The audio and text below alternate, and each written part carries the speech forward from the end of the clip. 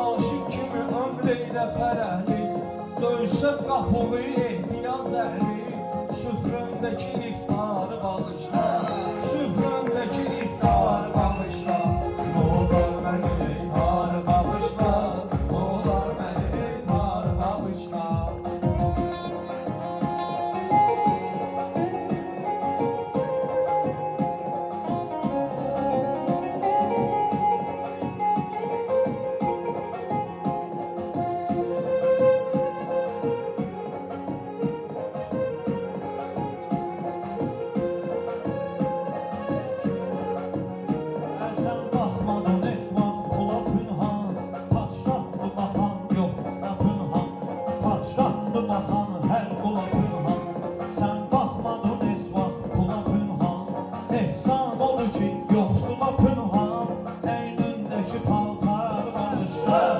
Eynündeki paltarı bağışla, iftarı bağışla, səhv olsa günahkarı bağışla.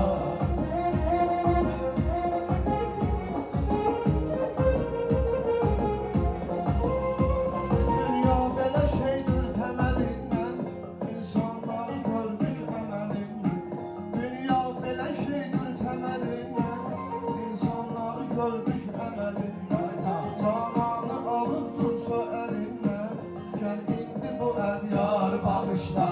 Cananı alıp dursa elinden, gel indi bu ev yarı bağışla.